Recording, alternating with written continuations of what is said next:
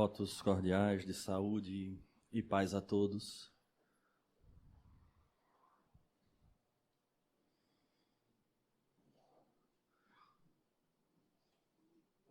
Diante do cenário do nosso próprio planeta,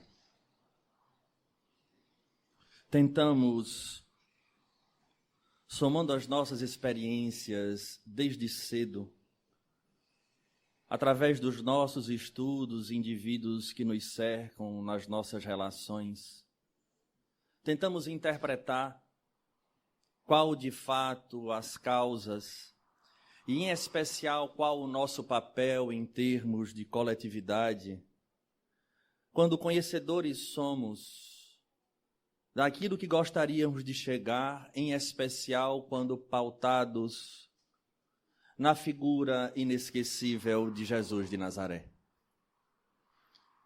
Nesta própria análise, olhamos para o Senhor, aquele que os Espíritos dizem ser o guia e modelo da humanidade, e olhamos para países e coletividades, e nos questionamos o que de fato acontece quando, tendo Ele como a referência, chegamos a situações tão destoantes, através das nossas escolhas, talvez, de tal forma que não nos sentimos pisando em solo seguro para um futuro do qual todos nós desejamos. A doutrina espírita, a seu turno, quando vem nos trazendo os conceitos que os espíritos apresentaram a Allan Kardec, lança uma revolução, e nós não cansamos de dizer que é uma revolução no pensamento, do qual deve expressar-se na posição de cada um de nós frente ao meio onde nós estamos inseridos. Porque o cenário que então se apresenta, utilizando a ótica ou a lente da doutrina espírita, é traduzida de uma forma completamente distinta, gerando em nós uma responsabilidade que não são poucas as vezes que nós não entramos em contato com ela. E vamos misturando aqui e acolá conceitos outros que de alguma forma atravancam o nosso processo evolutivo em termos de coletividade, como reflexo do atraso na individualidade. Em Jesus encontraremos essa figura de linguagem que se repete muitas vezes através dos evangelistas, de que aquilo que se semeia, dá.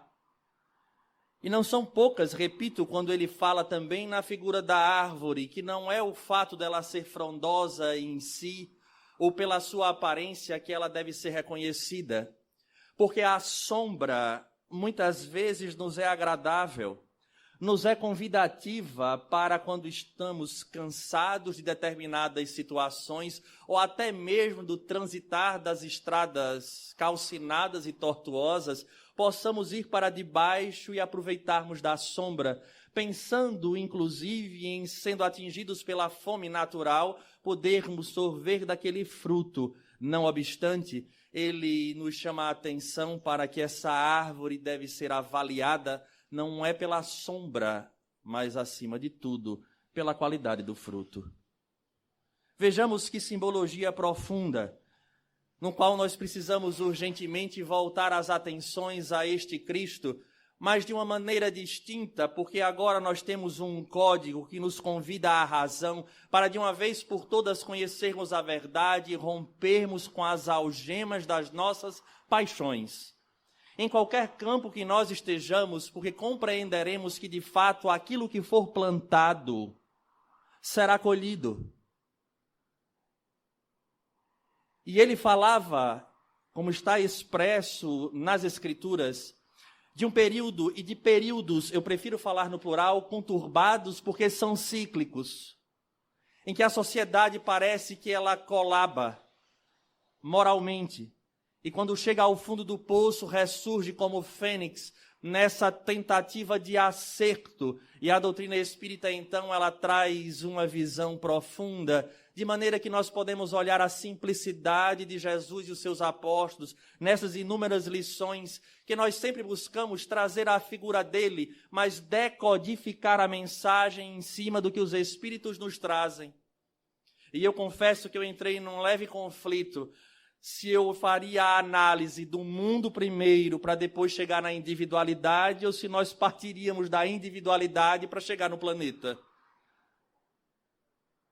E como ele falou para pessoas, indivíduos, para espíritos que ali estavam, decidimos falar da individualidade. No que tange que aquilo que for plantado, semeado, obviamente iremos ceifar, nós iremos colher. É uma frase tão repetida que às vezes nós levamos ela como um jargão, mas quando as dificuldades chegam em nossa vida, não são sempre as condições favoráveis para a gente refletir de que o resultado que agora nós temos, sendo bem ou mal, é fruto de uma plantação anterior, primeiramente, repito, em termos de individualidade. Mas o mundo se encontra como está por conta do somatório dos indivíduos, dos espíritos que aqui estão. E aí o desafio, porque lamentavelmente nessa perspectiva da evolução do pensamento cristão, houveram e ainda há infiltrações de pensamentos, repito, materialistas, que vão mesclando ou relativizando aquilo que apresentou Jesus de Nazaré, de tal forma que vamos elegendo aqui e acolá outras sementeiras. Na medida que os resultados surgem, vamos encontrar desculpas diversas para aquele resultado, mas não conseguimos perceber que a origem da problemática foram os enxertos que foram colocados na mensagem daquele que veio para nos libertar por excelência. Quando Jesus chega à terra, e nós repetimos isso, os judeus viviam sob o jugo de Roma, e a partir dali a cultura era distinta dos judeus que viviam aquela realidade do Moisés, numa lei dura de um Deus implacável. E ele, por sua vez, agora chega convocando 12 figuras que não eram ilustres, eram comuns, mas que traziam uma certa envergadura espiritual e um terreno fértil para compreender e conseguir discernir entre aquela mensagem e aquilo que se acontecia no mundo. E nessa proposta da evolução do pensamento que nós encontramos neles, que no início se chocam com a transformação da água em vinho, e lá adiante vão ser indivíduos que não se preocupavam mais com esses fenômenos físicos, mas com a implantação desta lei natural divina na terra, nós iremos perceber essa mesma condição nos dias de hoje, porque não é o fato de nós crermos simplesmente para termos a ideia de um salvacionismo barato, que nós devemos nos vincular à proposta de Jesus. Não. É preciso que o espírita desperte dentro dos conceitos que Allan Kardec organizou, porque não veio dele, veio dos espíritos. Allan Kardec também tinha uma forma de pensar do mundo. A sua formação é científica, filosófica. E através da informação que os espíritos passaram, ele se debruça e a partir dali nos traz as consequências. Assim devemos fazer e compreender que quando Jesus esteve junto a esses apóstolos, não solicitou que fossem feitas casas do caminho para que a sua proposta fosse vivida entre quatro paredes. Pelo contrário, era uma pauta para ser implantada em todo o planeta, porque ele não veio para falar de normas civis. Isto quem fez foi Moisés pela necessidade daquele povo. Como cada um de nós, dentro da escola chamada Terra, estamos em classes distintas sob o jugo de leis humanas transitórias. Mas, ao mesmo tempo, estamos agora, como espíritos imortais que somos, na responsabilidade de, uma vez entrando em contato com a essência das leis que regem o universo, que são imutáveis, agirmos de maneira compatível com isso que é perene, e não com as leis humanas apenas, que são transitórias. E aí foi o grande desafio, e os apóstolos sofreram as perseguições por conta disso, porque vamos dar um exemplo. Na tradição judaica, quando o indivíduo era tomado por alguma doença que não tinha cura, ele era expulso da própria família, jogado à margem da sociedade. Ora, na medida em que aqueles apóstolos compreenderam a mensagem de Jesus de que todos são irmãos, porque Deus é um Pai que abarca a todos e faz com que o sol brilhe sobre justos e injustos, eles simplesmente abriram as casas dos caminhos para receber esses indivíduos que já não eram mais aceitos no meio dos seus.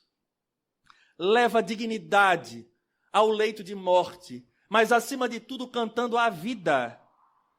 E ali, obviamente, naquele período histórico, não se tinha condições de abraçar tudo aquilo que estava nos bastidores, porque ainda não era tempo para a maturidade daqueles espíritos da época compreender com tanta clareza aquilo que os espíritas hoje compreendem, no qual, a seu turno, chega um momento em que Allan Kardec nos esclarece através dos espíritos. Então, os apóstolos começam a viver a essência daquelas lições. E que não é fácil, porque todos nós temos um pé na animalidade, porque o processo evolutivo assim nos diz. Não é a personalidade Alisson que foi um dia uma foca. É uma experiência, é essa transição do qual há um elo perdido, segundo os espíritos dizem, em que o princípio espiritual torna-se agora um ser. E nesse instante, ele começa a transitar, a adquirir a experiência e a, acima de tudo, encontrar-se inscrito na consciência essas leis divinas, que hão de reger a vida, na medida em que nós nos encontramos quites com essas leis. A paz e a felicidade que desejamos alcançar nas nossas lutas diárias, elas acontecerão naturalmente. Então, esses apóstolos enfrentam agora aqueles postulados de Moisés, bem como uma vida totalmente desregrada, onde falava a animalidade do ser dos romanos e dos povos pagãos. Então, o convite era a vivência dos instintos acima de tudo. Não havia uma condenação por parte dos apóstolos até certo ponto, mas uma obrigação vinda do próprio Cristo para que eles fossem ao mundo e pregassem a realidade desta lei. Então não era o fato de condenar o indivíduo que age de maneira equivocada, mas era a obrigação com a própria consciência, de uma vez descobrindo aquilo que é o certo, implantar na terra, ou pelo menos no meio em que nós nos encontramos, essa realidade que deve ser para nós o centro das nossas vidas. Não à toa, nós iremos encontrar nos mandamentos de Moisés, no primeiro deles, a condição de honrar ou de adorar apenas a figura de Deus. E observando pensadores como Timothy Keller e muitos outros, vem apresentar de que o homem vive a mesma idolatria daquele período mosaico, não mais estruturado na figura de objetos nos quais nós nos colocamos à frente adorando a bezerros de ouro ou qualquer outra estrutura.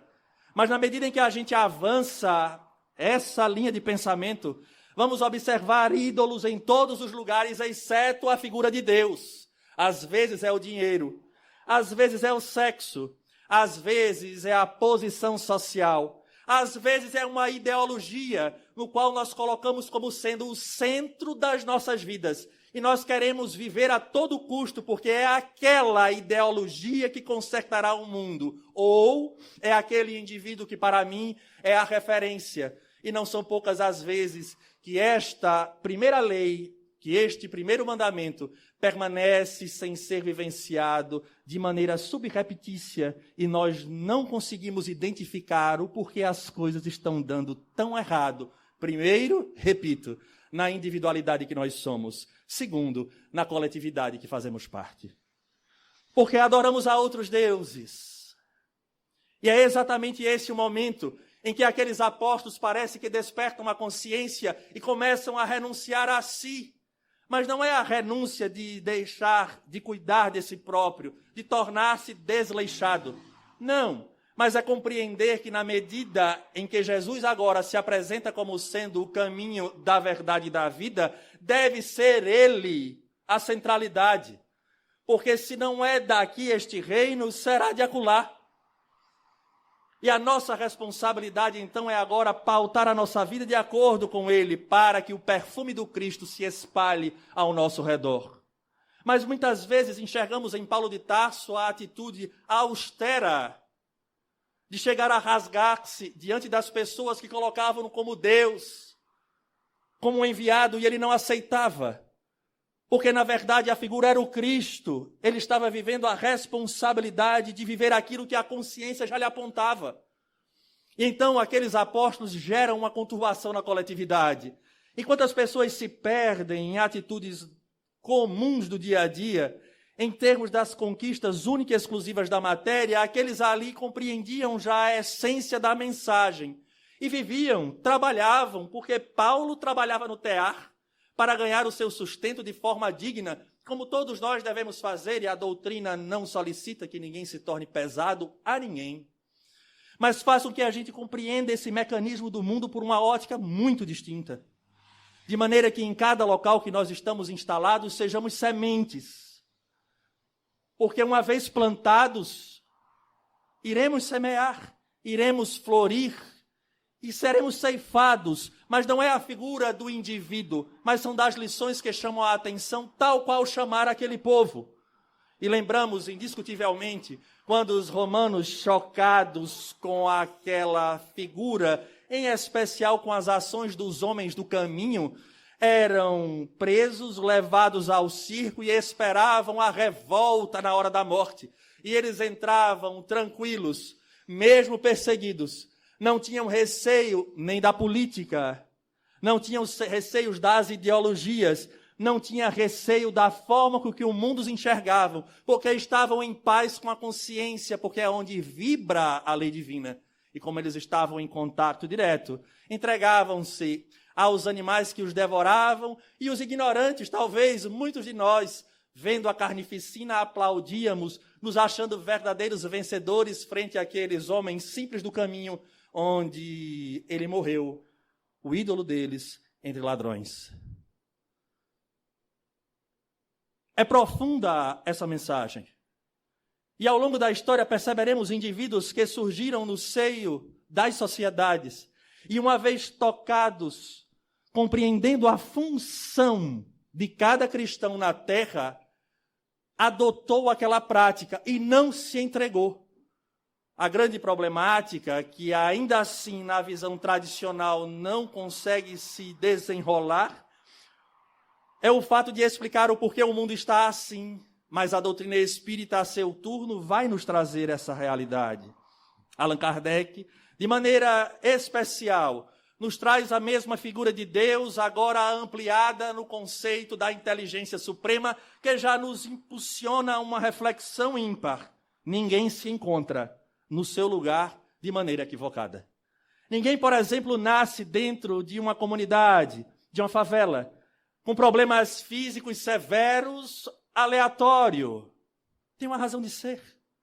Não significa dizer com isso que devemos deixá-la de lado e sofrer as consequências. Em absoluto, o próprio Evangelho nos fala que nós não sabemos o momento em que finda a prova do nosso irmão, que sejamos aqueles que daremos o passo para auxiliar. Mas compreendamos que essa engrenagem deste mundo tem a ver com a ação individual do Espírito que nós somos.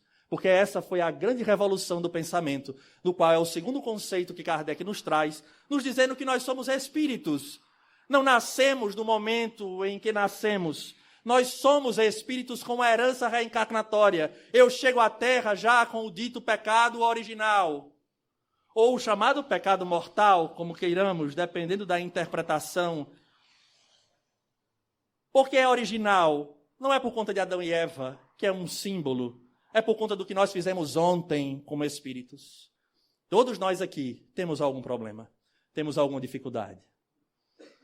E que nós procuramos, às vezes, dentro da nossa atual existência, e a gente não sabe.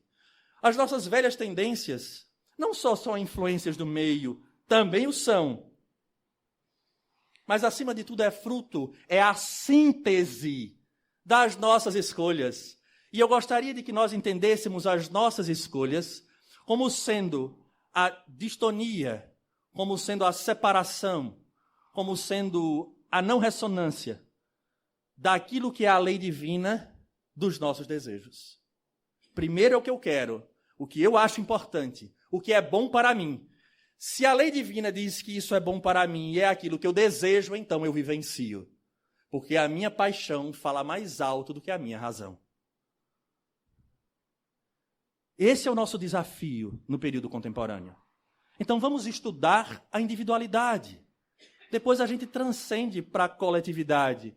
E vamos encerrar com a mensagem de Emmanuel sobre o assunto. Então as dores que hoje nos cercam e que vão desde a família que eu me encontro vinculado, ao meio social em que eu nasci e às dificuldades que eu encontro na sociedade em que eu estou, contam sobre nós, sobre a nossa história, sobre as nossas necessidades. E isso é uma revolução total do pensamento. Não há tese humana que consiga explicar com a riqueza de detalhes que o Espiritismo nos traz. Então, Alisson, eu tenho uma dificuldade no relacionamento, eu sou uma pessoa que tenho uma outra situação que não dou certo com ninguém. É bom começar a observar. Trata-se o espírito, faz-se uma terapia, mas a gente vai perceber que lá no fundo, nada mais é do que é o espírito trazendo as suas consequências. Mas não era essa a família que eu queria. Bem, nessa revolução do pensamento, Deus, que é soberanamente justo e bom, que nos coloca no seio da família necessária e no meio social que nós precisamos, vai nos falar da lei de causa e de efeito, do qual o tema de hoje nos fala que, sendo semeado, colherá. E por coincidência, entre aspas, quando nós estudamos o primeiro mandamento, ficamos surpresos quando o Deus que se apresenta a Moisés, e aqui não vai nenhum outro comentário sobre isso, se era Deus, se não era, porque nós sabemos o que o Espiritismo nos coloca. Quando diz que não deves adorar outros deuses, ele, no complemento desse primeiro mandamento, ele diz que aqueles que fugirem, aqueles que não obedecerem a este primeiro mandamento, serão penalizados na terceira e na quarta geração. Ora, na ideia de justiça divina, não seria lógico um indivíduo equivocar-se hoje e o seu bisneto ou trineto ou tataraneto ser penalizado pelo equívoco do seu tri ou tataravô? Tem alguma coisa errada. Porque esse Deus ele não consegue ser justo o suficiente para isso. Mas a doutrina espírita, quando fala de lei de causa e efeito, de plantar, de semear e colher, agora fica simples que aquele Deus de Moisés já dizia que todos que adorarem a outro Deus, e não é o adorar no sentido de cantar ou de louvar, é como nós dissemos, é compreender que Jesus é a centralidade, optar pela lei divina, que é a lei natural. No momento em que a gente não opta por isso, ou seja, eu me torno um idólatra na linguagem judaica cristã, eu estou optando por uma outra pauta que não seja aquela que é a lei imutável. Então eu gero sobre mim uma consequência. E na hora em que eu gero, eu preciso reparar, mas eu só reparo na medida em que eu aprendo. Porque não são poucas as vezes que nós, em termos de individualidade, o nosso foco, por enquanto, é o indivíduo. Não são poucas as vezes, enquanto individualidade, eu repito e passo existências, trocando corpos e mantendo a pauta. E assim a gente vai, troca corpos e continua na mesma. E troca corpos e continua na mesma. Até que chega um momento em que a própria divindade estuda mecanismos para que o indivíduo se arraste, mas que não fique parado. Então as nossas dores hoje não são punições. Muitas vezes é o empurrão de algo que a gente já não faz há muitas existências. Alisson, hoje eu não falo com meu irmão. Bem, guardadas as proporções, ontem provavelmente você matou. Já está no lucro. Só não fala. Olha que beleza. Não é? Só não fala. Já ouvi os espíritos dizerem, se você imaginasse o que já foi no passado, hoje você dava graças a Deus. Porque o negócio era muito pior, você nem imagina. Hoje você só não fala. E amanhã? Bem, amanhã, como Deus é soberanamente justo e bom, como a lei é de plantar e colher, mas acima dela reina este amor que usa mecanismos de dor para que a gente saia dessa imagem que não é real. Vai fazer com que talvez sejam ali siameses. Às vezes vem junto. No processo do desenvolvimento embriológico, vem junto, embrionário. Colados pelo externo. Personalidades completamente distintas.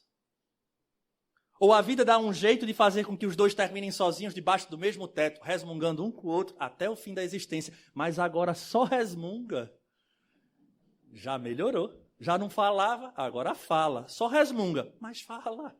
Olha que beleza. É a lei divina. Não é interessante? É. Até que vem uma próxima. E nessa próxima, a gente vai ver lá a condição de começarem uma amizade feliz. Às vezes em famílias distintas, mas se reconhecem. Às vezes separados, para que possam sentir falta de algo e eu não sei o que é. Como já atendemos pessoas que dizem, Alice, eu sinto falta de alguma coisa. Eu não identifico, mas eu sinto. É de alguém, é de alguma coisa. É o passado esquecido, mas que deixa o eco. É a soberana inteligência trabalhando em nossas vidas num acaso que não existe. Vejamos a profundidade do plantar e do colher. Não obstante, há situações em que a gente agora transcende a condição individual. E na medida em que eu vivo em relação, eu desperto nos indivíduos. Ou dependendo da posição em que eu me encontro, eu vou interferir no meio. E a forma com que eu interfiro no meio vai gerar uma onda de consequências. A doutrina espírita vai falar isso de maneira peculiar, porque só ela fala. Na profundidade que ela traz, só ela. Saint-Exupéry, na sua sensibilidade, vai dizer que cada um é responsável por aquilo ou aquele a quem ele cativou. Mas é importante lembrar que a semeadura é livre e esta semeadura ela pode ser positiva ou ela pode ser negativa. Em nenhum momento o Cristo disse que ela é positiva sempre. Disse que aquilo que se planta, ceifará, dará fruto. E acontecerá ao nosso lado. Então há situações em que nós vivemos ontem, que nós influenciamos coletividades e impulsionamos pessoas que acreditavam em nós a dar passos equivocados, achando que nós estávamos abafando. E vamos nos deparar com essas pessoas no mundo espiritual, não poucas vezes sofrendo. É bom lembrar que parte dessa responsabilidade é do indivíduo, porque cada um de nós tem na consciência a lei. Mas existe uma corresponsabilidade. E na medida que há uma corresponsabilidade, aquele indivíduo responde porque ele optou por lhe seguir, quando na verdade a centralidade da vida é o Cristo.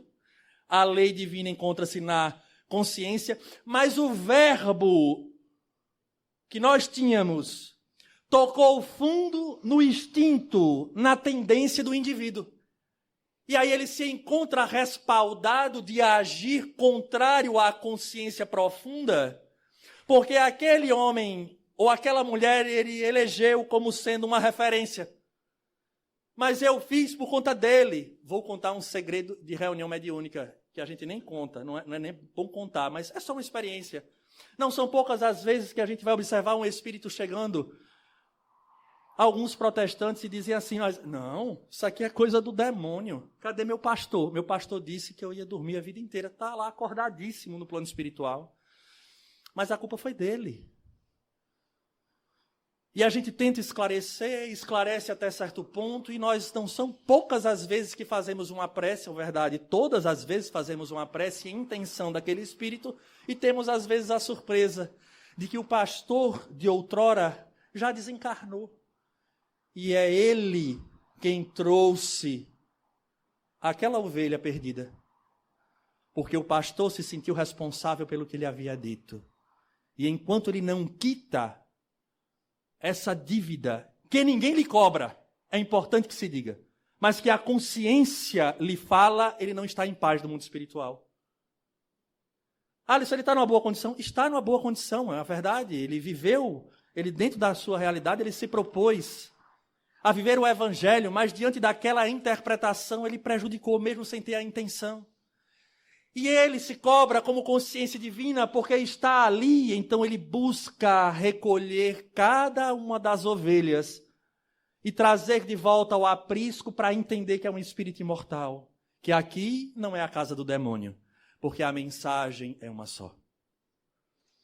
Então, da mesma forma que estamos falando em relação a um pastor, devemos lembrar que nós, ao sairmos no mundo e defendermos qualquer tese, nós estamos sendo responsáveis pelos efeitos e ondas que estão sendo geradas em indivíduos que estão ao nosso redor, bem como nós também sofremos as consequências destes indivíduos que estão ao nosso lado e nos influenciam, às vezes, a fugirmos da pauta que a doutrina espírita nos coloca como sendo guia e modelo.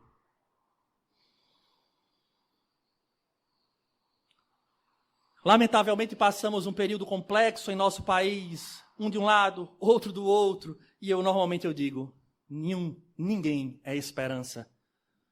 A esperança de um cristão é Cristo. Ele é a pauta. Ele é a centralidade. Agora vamos entender no coletivo. Quando soma as nossas individualidades, da influência que nós já trazemos da reencarnação,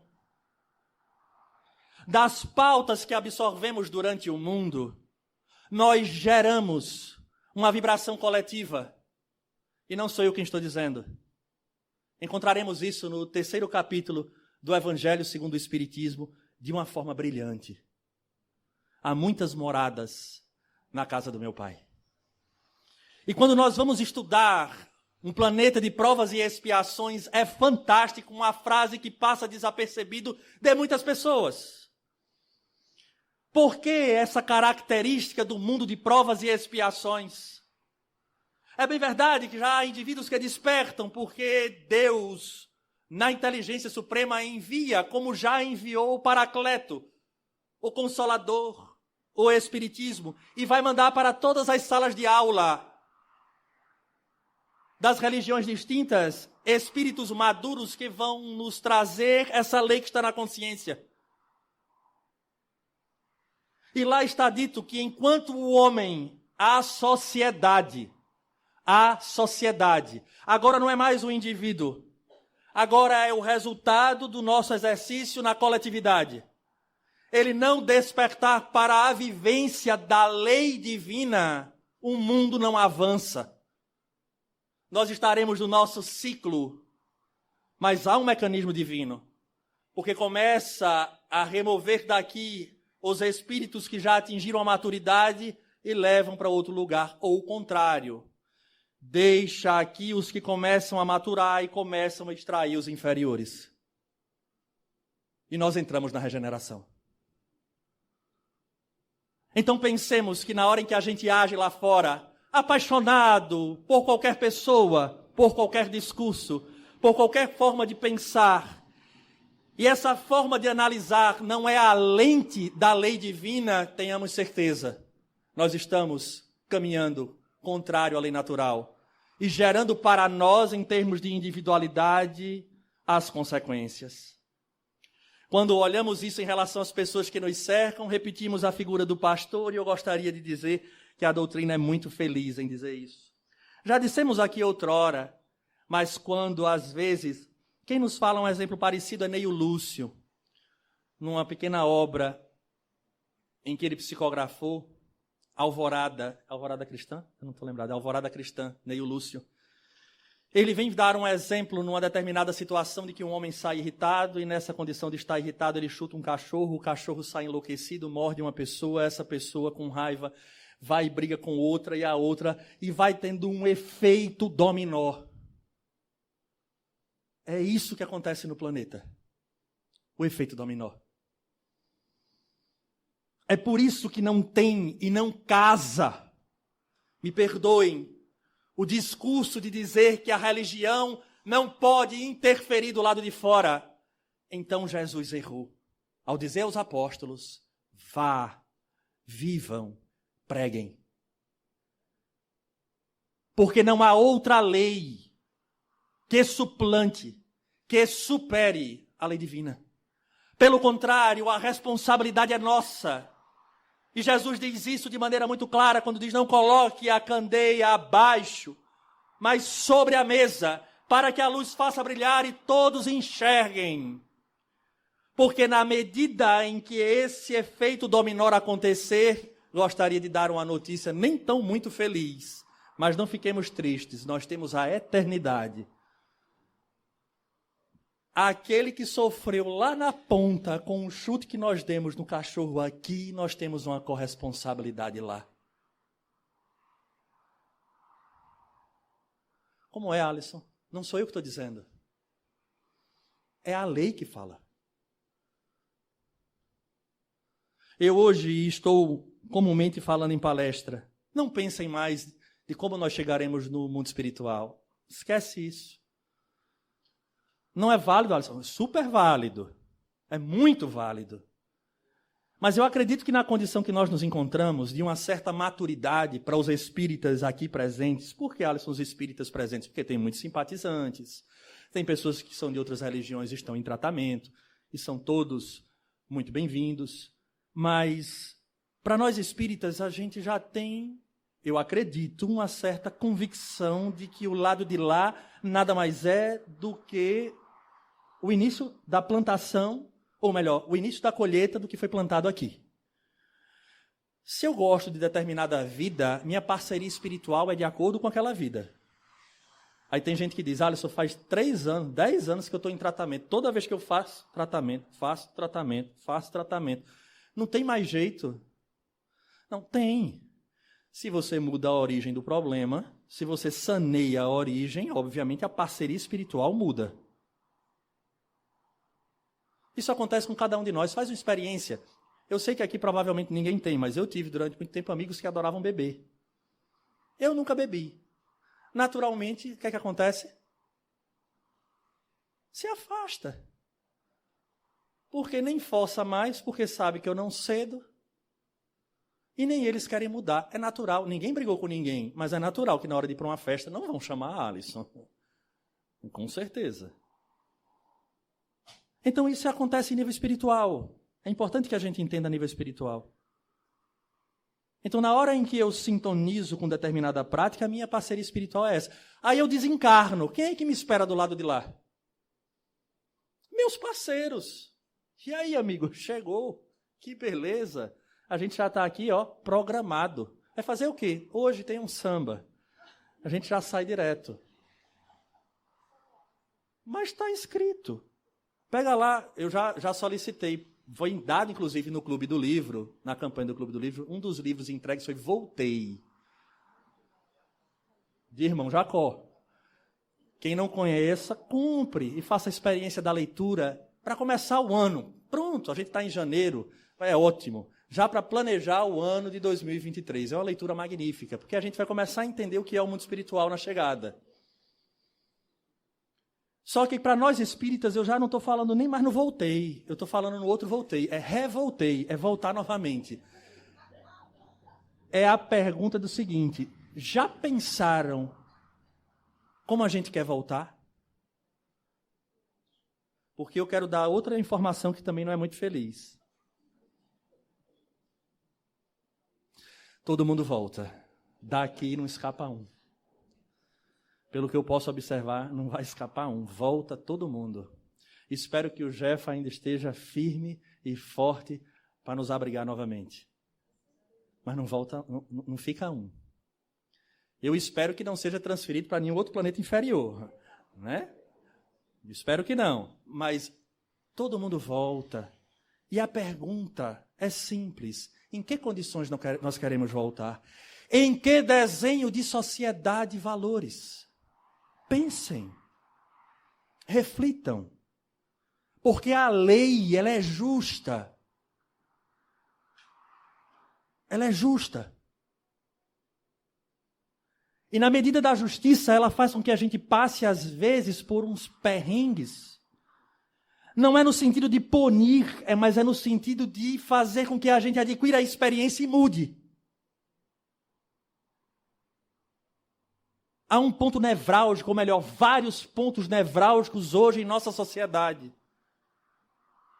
E eu, como espírita, eu fico observando e refletindo nas consequências disso. Eu vou tocar em um desses pontos nevrálgicos, porque faz parte da pauta espírita que está aqui na codificação. Não tem a ver com absolutamente nada, porque isso aqui foi escrito em 1857. A obra, quando foi lançada, foi 18 de abril de 1857. Ok? Por que você está dizendo isso? Porque eu não estou fazendo crítica a nada, nem a ninguém. Eu estou falando de ideia. Às vezes, o aborto permeia a mente de muita gente achando que é legal, porque pensa naquela mulher que está dentro de uma comunidade e não tem o que comer. Agora pensa comigo. Deus, inteligência suprema, causa primária de todas as coisas, segundo João Evangelista, o amor. Sabe da realidade deste espírito. Ela não nasceu naquele meio por acaso, porque Deus é justo, soberanamente justo e bom. Nasce naquele meio. Passa pelo que precisa. Há espíritos ligados a esta mulher que precisam voltar naquele cenário e voltam. E na minha sapiência, de uma visão, de uma vida única, sem responsabilidades pretéritas nem um futuro a ser alcançado, opto por ela, porque o melhor é que ela tire essa criança para que ela não sofra. É isso que o Espiritismo nos ensina? Qualquer tese que se levante foge a essa linha de raciocínio. Na medida em que nós fizermos isso, e eu defendo esta bandeira como muitas outras, ou atos que ninguém venha a perceber, mas que eu sei que está errado e eu prejudico vidas, como acontece muito, eu irei gerar sobre mim uma responsabilidade que talvez dure séculos para reparar. Porque agora o problema não é só ela. É o espírito que sofreu porque eu a estimulei. E aí vem o pior. Que é o que nós gostaríamos de falar aqui, dessa justiça perfeita, que é a Gênese, que é o livro que faz aniversário este mês. A obra de Allan Kardec, o 5º livro. Vai falar sobre a providência divina. Faz com que eu seja aquele que amanhã talvez venha no ventre que não me queira e me aborte. E eu chore lágrimas profundas por querer voltar e não ser me dado a chance, porque ontem fui eu quem levantou a bandeira da liberdade para que se mate dessa forma. É a lei de causa e efeito. Alisson, você está condenando quem faz? Só Deus julga em última instância. Não cabe a nenhum de nós o julgamento de quem comete.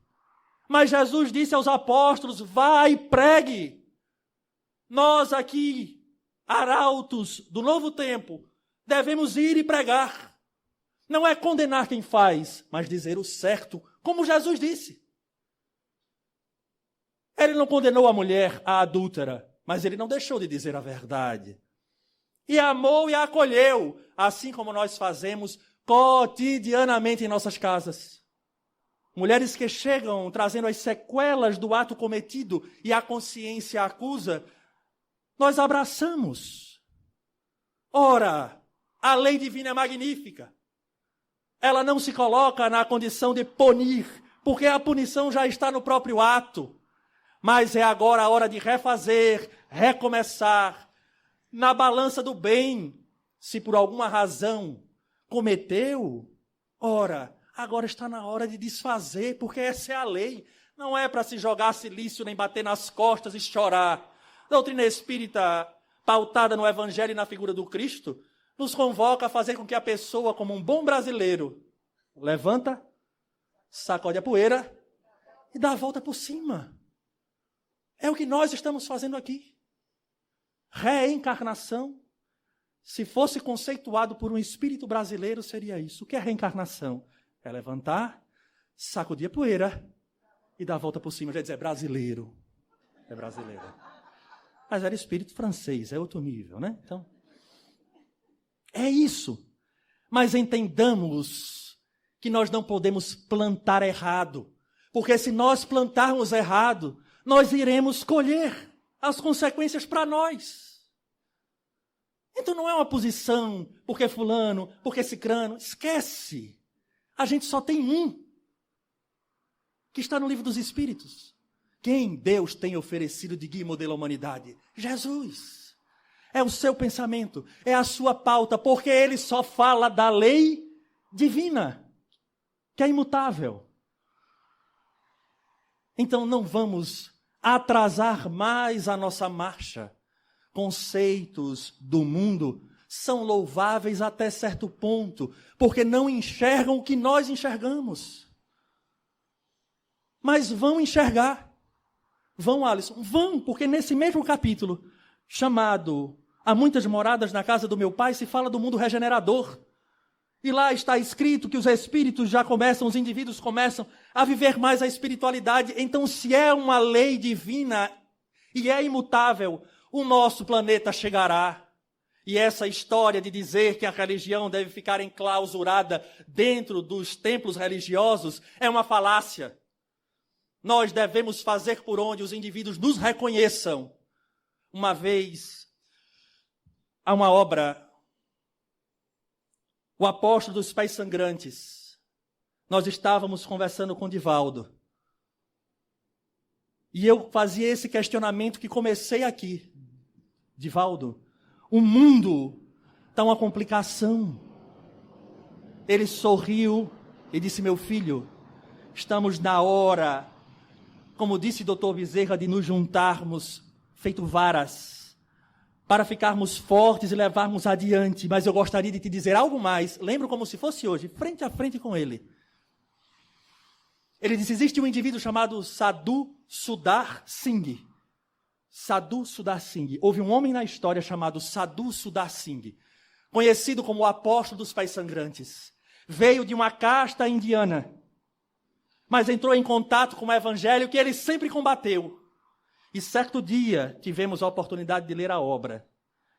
Ele, diante daquela dificuldade que ele tinha em manter-se na sua linhagem e combater o evangelho, certa vez ele ajoelhou-se e pediu a Deus por tudo que mostrasse se aquelas escrituras eram verdadeiras. E aconteceu com ele um fenômeno físico de luminosidade. E a partir dali ele foi execrado pela família e passou o período na Índia andando de pés descalços pregando o evangelho. E o que chamava a atenção, e foi a mensagem que Divaldo me deu, e eu digo me porque foi diretamente, foi uma conversa, foi particular, ele disse, meu filho, é hora de nos juntarmos como varas, mas lembre-se acima de tudo, de buscar viver tal qual o Sadhu Sudar Singh, porque certa feita ele chegando para falar com um líder inglês que estava em sua terra, um mordomo abriu a porta e ao vê-lo se espantou, correu lá dentro e disse ao seu amo, Senhor, vá à porta, porque quem está lá é Jesus de Nazaré. Viva, meu filho, a tal ponto que as pessoas percebam em você traços do Cristo na terra. Essa mensagem eu sei que não é para mim apenas, é para todo espírita que aprofunda e compreende que de fato se plantando, colhe, individualmente e coletivamente. E em qualquer período, saiamos e preguemos.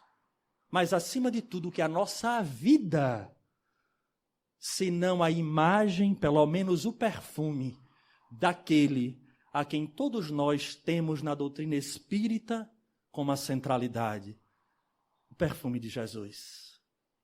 Para encerrar, peço licença para ler a mensagem chamada Semeadura, que tem como o subtítulo, mas tendo sido semeado, cresce, que é o nosso tema de hoje. É razoável que todos os homens procurem compreender a substância dos atos que praticam nas atividades diárias. Ainda que estejam obedecendo a certos regulamentos do mundo, é imprescindível examinar a qualidade de sua contribuição pessoal no mecanismo das circunstâncias, porquanto é da lei de Deus que toda semeadura se desenvolva. Plantou, vai crescer, bom ou mal. O bem semeia a vida, o mal semeia a morte. O primeiro é um movimento evolutivo na escala ascensional para a divindade. O segundo é a estagnação. Muitos espíritos de corpo em corpo permanecem na Terra com as mesmas recapitulações durante milênios. A semeadura prejudicial condicionou-os à chamada morte do pecado. Atravessam os dias resgatando débitos escabrosos e caindo de novo pela renovação da sementeira indesejável. Ou seja, repetindo os mesmos equívocos. A existência deles constitui largo círculo vicioso, porque o mal os enraiza ao solo ardente e árido das paixões ingratas. Somente o bem pode conferir o galardão da liberdade suprema, representando a chave única, suscetível de abrir as portas sagradas do infinito à alma ansiosa. Vejamos o último parágrafo. Haja, pois, suficiente cuidado em nós, cada dia, porquanto o bem ou o mal, tendo sido semeados, crescerão junto de nós, de conformidade com as leis que regem a vida. E crescerão ao nosso lado, porque será fruto das nossas próprias plantações. Pensemos o que estamos fazendo hoje. Pensemos como queremos voltar amanhã. O meio será fruto daquilo que nós estamos hoje lutando por ser. Que Jesus continue sendo a centralidade das nossas vidas, acima de qualquer paixão humana, e tenhamos a certeza que desta forma não choraremos amanhã arrependidos de termos prejudicado indivíduos que sequer conhecíamos. A todos, saúde e paz.